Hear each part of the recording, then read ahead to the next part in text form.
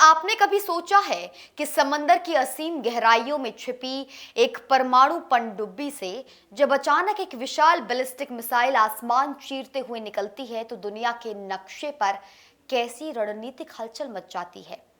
सोमवार 6 जुलाई को प्रशांत महासागर एक बार फिर महाशक्तियों के इसी खौफनाक शक्ति प्रदर्शन का गवाह बना है। चीन ने अपनी परमाणु ऊर्जा से चलने वाली पनडुब्बी से एक बैलिस्टिक मिसाइल का सफल परीक्षण करके पूरे इंडो पैसिफिक क्षेत्र में खलबली मचा दी है। हालांकि चीन ने इस परीक्षण की जानकारी पहले से ही साझा कर दी थी, लेकिन इसके बावजूद जापान, ताइवान, ऑस्ट्रेलिया और न्यूजीलैंड जैसे देशों के माथे पर चिंता की लकीरें खिंच गई हैं। आखिर चीन ने अचानक समंदर के नीचे से ये मिसाइल क्यों दागी और क्यों पूरी दुनिया इस वक्त ड्रैगन के इस कदम से सहमी हुई है? आइए इस पूरे सैन्य समीकरण को बिल्कुल आसान तरीके से समझते हैं। नमस्कार, मैं हूं आपके साथ निकिता रावत और आप देख रहे हैं इंडिया न्यूज। देखिए, इसे समझने के लिए हमें सबसे पहले जापानी मीडिया और वहां के रक्षा गलियारों से आ रही खबरों को देखना होगा। जापान सरकार के प्रवक्ता मिनोरू किहारा ने पुष्टि की है कि चीन ने सोमवार सुबह करीब 11:30 पर इस मिसाइल परीक्षण की जानकारी जापान को पहले ही दे दी थी। राहत की बात यह रही कि ये मिसाइल ना तो जापान के हवाई क्षेत्र के ऊपर से गुजरी और ना ही उसके एक्सक्लूसिव इकोनॉमिक जोन EEZ के भीतर गिरी, जिससे जापान के किसी भी जहाज या विमान को कोई नुकसान नहीं पहुंचा। लेकिन इसके बावजूद जापान ने चीन के इस कदम की तीखी आलोचना की है। जापानी प्रवक्ता का कहना है कि चीन बिना किसी पारदर्शिता के और पारदर्शी कोई भी जानकारी के उसके लगातार वो अपना रक्षा बजट बढ़ा रहा है और इंटरकॉन्टिनेंटल बैलिस्टिक मिसाइलों यानी कि ICBM समेत अपने परमाणु हथियारों के जखीरे का तेजी से विस्तार कर रहा है, जो पूरे क्षेत्र की सुरक्षा के लिए एक बड़ा खतरा है। चीन की इस हरकत पर सबसे तीखी और सबसे भयानक प्रक्रिया उसके पड़ोसी देश ताइवान से आती हुई नजर आ रही है। ताइवान के राष्ट्रपति कार्यालय ने इस मिसाइल परीक्षण की कड़े शब्दों में निंदा की है।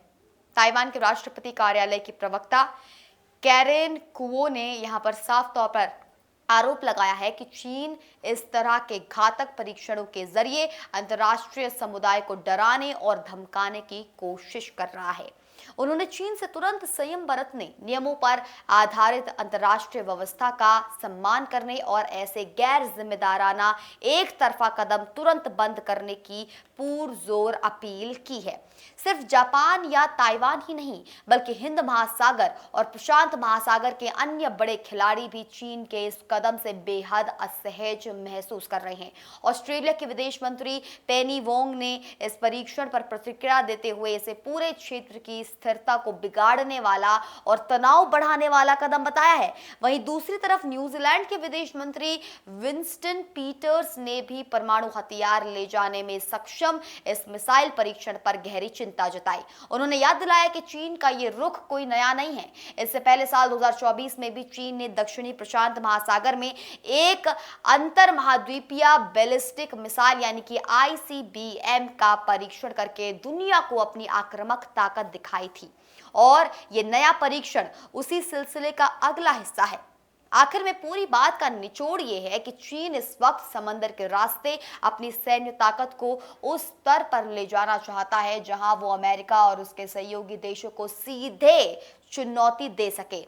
यानी जो यहाँ पर एम है, जो गोल है, वो साफ तौर पर दिखाई दे रहा है कि जिनपिंग आखिर क्या चाहते हैं। अपना दबदबा बनाना चाहते हैं, डराना चाहते हैं। पानी के नीचे से मिसाइल दागने की ये क्षमता चीन को एक ऐसी सेकेंड स्ट्राइक ताकत देती है दर्शकों, जिसका मतलब है कि अगर कोई देश चीन पर हमला भी कर दे तो भी उसकी ये परमाणु पनडुब्बियां समंदर में छिपकर दुश्मन को पूरी तरह तबाह कर सकती हैं। प्रशांत महासागर की लहरों के नीचे से उठी इस मिसाइल और इस पर दुनिया भर के देशों की सामूहिक चिंता को देखकर आपको भी ये चीज लगती है कि इंडो पैसिफिक क्षेत्र में चीन की ये बढ़ती सैन्य गतिविधियां आने वाले समय में किसी बड़े वैश्विक टकराव की वजह बन सकती है? क्या है आपकी राय? मुझे कमेंट बॉक्स में जरूर साझा करें और ऐसी और वीडियोस के लिए बने रहें सिर्फ और सिर्फ इंडिया न्यूज पर। जय हिंद।